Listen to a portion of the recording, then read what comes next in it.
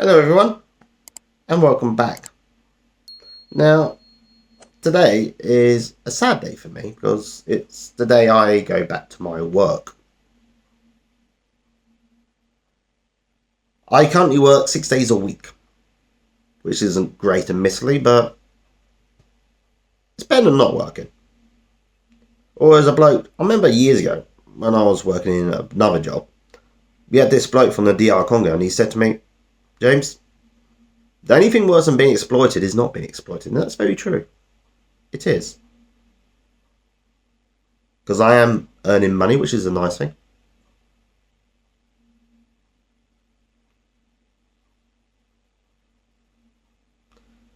And it does keep you busy. Because people need something in life, to do. They shouldn't just sit around all day doing nothing like I did for a long period of time. Because in a way, it has helped my mental health, but in another way, it hasn't, But I'm not here to talk about that. Today, I'm here to talk about the ravages of time. I'm 41, 42 in October. You can tell I'm 41 because look at these bags here under my eyes. That is not good. You know you're in your 40s because you start to notice these imperfections in yourself. And eventually you start to notice that other people have them. But you don't really care when other people have them. You care about them when you have them. I mean, I've seen other people with bags like this and I've barely noticed. I notice it because I have them. It's like all these moles I have on me, Other people, I do notice them. I like to see other people with moles because it makes me feel slightly better about all of mine. I'm not going to share all of mine because it's depressing. But I'm not here to talk about, as I said, I'm not here to talk about that. Excuse me. I'm here to talk about time. Because, as I said, I work 6 days a week. And last night was my night off. And it was midday and I looked at the clock. And I'm looking at it now for dramatic effect. And I said, James, it's lunchtime. You have to start working 6 hours. Or at least you would if you had work that day. I thought, yeah. I thought that gives me a whole rest of the day free. Before I knew where I was, it was like, James, you'd be at work in 2 hours if it was a work night. You'd be having your dinner about now. I thought, yes, I would. But I'm not, because it's my night off. And as the evening went off, I looked at the clock over and over again, and before I knew where I was, my work shift, my metaphorical work shift, that is, because I wasn't at work that last night, was almost over. It made me realise I didn't do a lot. I thought I did because I was constantly busy. I never actually just sat down and just done nothing. I think they call it planking or raw dogging or something like that when people do that. But I wasn't doing anything like that. I was always doing something. I was watching something, doing something on the laptop, or making food, making a drink, doing general housebound activities that you do to keep the place going. And time passed so fast, you don't realise it. Before you know where we are, it's over. It was for me. And I went to bed and I thought, this is it. Tomorrow's back to normal. Tomorrow I wake up and I'm counting down the hours before I go to work. Great times. It made me realise how fast time has travelled. Not just in general terms of this week, but in life. I can still remember being at school. I think most of us probably could. And it doesn't feel that long ago when I was at school still. Full of hopes and dreams and aspirations. But I left school 25 years ago. Do you know that? It's roughly 25 years ago because the kids are off school now. So it's about 25 years ago when I finished high school, permanently. For those not in the know, I should point out that in the UK, you leave school at 16. I know a lot of countries do 18, but in the UK it's 16. After that, you get to either go to work or further education. I chose further education. It didn't work out, but I chose it. And made me think about so many things, like the old house I used to live in. I can still see the old house. I can still see the inside of it. I can see my bedroom, the carpet, the view from the back window. That would be slightly different now because the big gas cylinder that used to be next to Rachel is gone now, so you wouldn't be able to see that. But I remember always looking at that thing. I was obsessed with it. So apparently it just wasn't used. It was just sitting there, and I could always see it from my bathroom window, and it just, I don't know. It was just something I remember thinking about as a kid a lot. It's like a proper house with a ground floor and a first floor, so you got to see out a fair bit.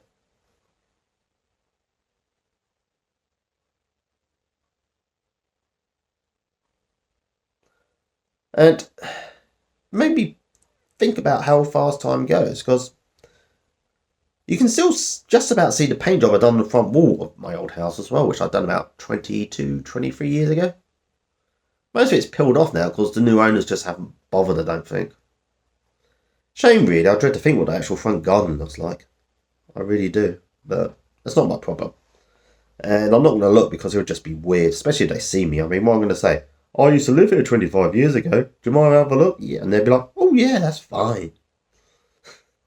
But no, I'm not going to have a look at anything because that's just weird. I notice it it's just something I notice when I pass by, because the house I used to live in, I won't give the address away. Actually, I've given the address away before, I think, because it's mentioned in a previous video. I walked past and showed it to you all. But it's on a very busy road in East Worthing, Broadwater. So it gets passed by a lot, especially if you're going from that bit to, something around there, you may pass through it. Not that it really matters because it's irrelevant to the video and time, but it just makes me think. It doesn't feel that long ago when I was painting that wall. And it was, though. It was 23 years, that's 2 decades. So many events have passed by since, We've had wars, we've had atrocities, we've had leaders, elections. Entire trends have come and gone since then.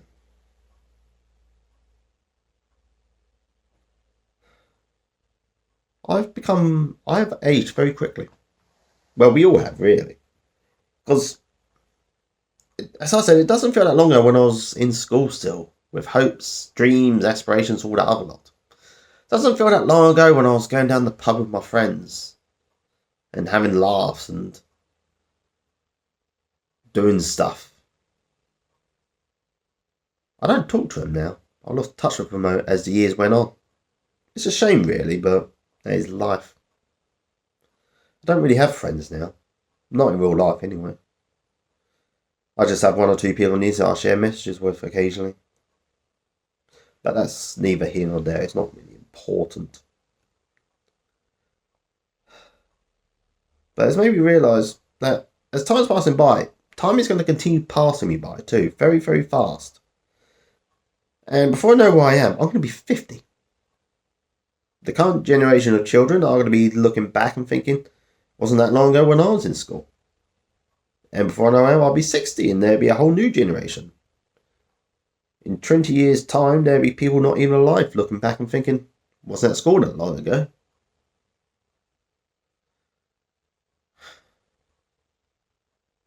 In that time, so many things can and most likely will happen. But what I'm feeling now is not new. It's new to me, but it's not new in the general sense of humanity, because I guarantee humans have been thinking about this since the dawn of time.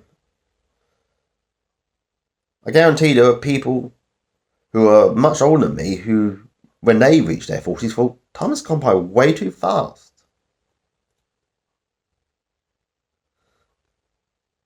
And my life has been rather exceptional in its own weird little way, because I never got married. I never had kids, which is what the bulk of people do. I never had an actual career. I just went from job to job. I found a job that I was comfortable enough to do, and I kind of stuck with it. I was never ambitious. I mean, the job I do now, I mean, I've only been doing it about 2 months, but I will most likely be doing that for several years because, I don't like to challenge myself. I really don't. I like to find a job which I can do, which I'm comfortable at, and just stick to it, That is me. I don't like to be challenged. I like to feel comfortable. I think most people do. I've always worried about people who say they want to be challenged. But I often wonder though, do they like to be challenged because they're not as sensitive as I am? I am. I'm seriously sensitive. I'm the sort of person that will do a minor mistake and think to myself, James, you deserve to be taken outside and shot. Other people will do massive things that will affect people's lives and they just go to sleep at night. I can't. I couldn't. It's rather depressing come to think of it.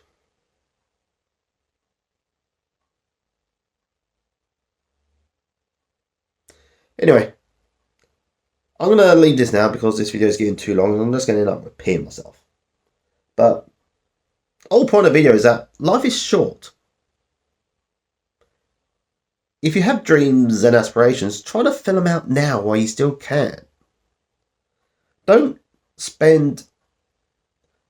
just cower away from things like I did, There are so many things I didn't do because I was always scared, So many things I didn't do, So many women I didn't even bother to say hello to because I thought, they wouldn't be interested anyway, so why bother? So many relationships I probably could have had, if I just didn't cower away to myself all the time. I could have been happier, I could have been even more depressed than I am now if I didn't. But the point is, most regrets in life are the things you didn't do as opposed to the things you did. I mean, I do regret doing certain things, but most of my regrets are things I didn't do. And I'm going to continue not doing, I think I ain't going to continue not doing things and regret it later in life because I'm still a scared little boy deep down.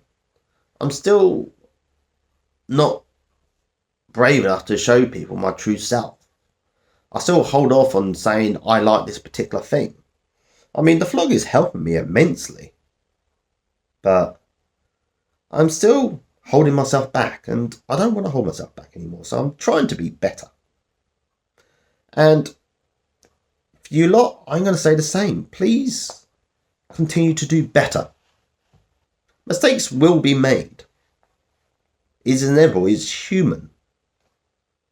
And occasionally we're all going to have regrets because do you really want a life without regrets? You don't, because you wouldn't appreciate it if you did. It's like saying you want a life where you're totally happy, but if you're happy all the time, you're not happy. It's just normal. And when you're not totally happy, you'd be really sad. Anyway, the point is, don't cower away in fear, okay? Think things through. I'm not saying just jump into things. Think things through by all means, but don't cower away, okay, because you're scared of something stupid that might happen. Talk to that man or woman you like, or just have the think is attractive. Talk to them, say hello. If they tell you to go away, then that's that. You say goodbye and that's it. You get on with life.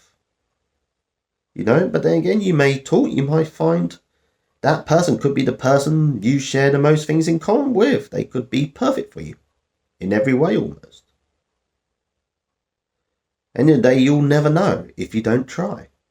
And as I said, if they tell you to sod off or go away, then you go away. That's it. That's simple.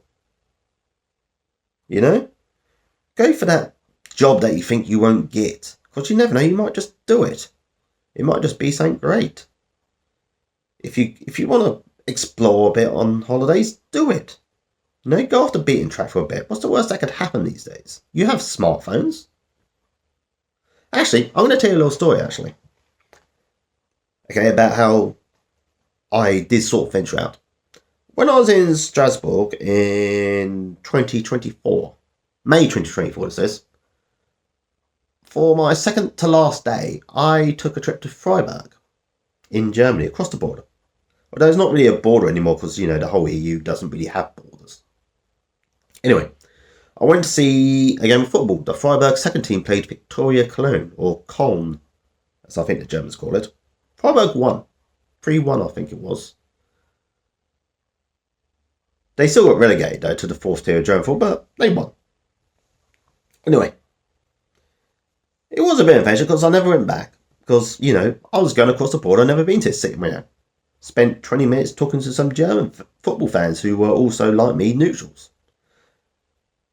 And they just like seeing different places like I did. We had some interesting conversations for about 20 minutes in the ground.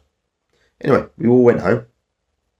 We all went our separate ways at the end, as you do. And there was a tragedy. Or I say tragedy, actually what happened was, the German trains done what they always do, and they proved that they are absolutely freaking useless. Because the trains that I wanted to get back to Strasbourg, or I should say to Köln, which was just over the border in Germany because it was easier and cheaper. It was much cheaper to get the train from Köln to Freiburg than it was to go from Strasbourg to Freiburg. It was cheaper in the sense that from Köln you can get I could get the day travel ticket that would allow me to travel all over that German province of Baden-Baden, I think it is. Could be wrong. Feel free to correct me in the comments. Whereas from Strasbourg to Freiburg was a lot more expensive because it's across, technically, it's a border journey through two different franchises. So I got the tram, which I had a several-day ticket for anyway, across the border, and I took the train from there. But anyway, back in Freiburg, trains were being cancelled left, right and centre. For reasons I don't know, but all I'll say is you've probably heard stories about Deutsche Bahn, and they're all true. If anything, they don't really sell just how terrible German trains actually are. Which is a shame because I love Germany as a country and German people are alright. But their trains really do need sorting out. But anyway, trains were coming through the station, but not for the direction I wanted to go home in. And I spent about 2 or 3 hours waiting for the next one because the little thing kept saying, the one going that way is the next one, but it never was. Kept getting cancelled. I was a bit mad and I got a bit panicky. And I thought to myself, what am I going to do? This is why, and I said to myself, Jim, this is why you shouldn't do things like this, because bad things can happen and now you're stuck here. You're stuck here. I mean, technically I probably could have found a hotel, but the point is I was determined to catch that train back because my phone was dying and I didn't have my everything was back in my hotel room in France, obviously. But eventually, thanks to my smartphone, this is what makes adventurism so much easier nowadays for people like me, who really aren't adventurous, is that I eventually worked out that I could probably find an alternative form of transport. And I found it. Turns out I found this company called Flixbus, which do coaches. And what would you believe it? There was a coach going from Freiburg to Strasbourg that very night. And I caught it. And it got me back to Strasbourg by I think it was about 11:30 at night by that point, because it was quite late. And dark, and pretty much everything was shut. No, sorry, not 11:30, 10:30 at night. I remember now. It was about 10:30 at night, but it was pitch black, and there was the street lights, obviously, but I don't think there were any trams, but I ended up walking home. Which probably wasn't the smartest thing to do, in a foreign country, 10:30 at night, all by yourself, with no one for company but the homeless, walking about trying to live, Although really, it wasn't that dangerous, really, because homeless people aren't really dangerous. There's probably one or two who do have problems, but most people are just trying to live their lives day by day and trying to make the most of it. Anyway, it was an uneventful journey. I stopped just before my hotel. There was like a little burger place where I stopped at and got a burger and chips and a drink, which was nice. But the point is, thanks to my smartphone, my adventure was not a disaster. And the genius thing about smartphones is that they do make being brave a lot better, because it's like something else you can fall back on. if you decide to, if you get lost, you can get it out and say, right, where's the best way to get back to this particular place? And it'll tell you. And it makes it a lot easier. And this is a story I tell people a lot because I'm quite proud of myself for getting through it. I even talked about it a little bit on my old travel channel, which is really dead now, if I'm honest, but you know how it is.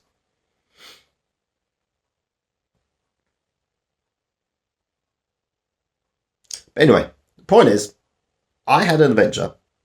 It could have been a disaster, but my smartphone saved me. That's one good thing. That's one of the things I love about the modern world is that we have smartphones. We can kind of sort ourselves out, Don't have to worry about, will I be stuck in this place? We can just get out and say, find a hotel or find a bus or something that gets you to where you want to go. Makes the world a lot safer. Does for individuals like me anyway.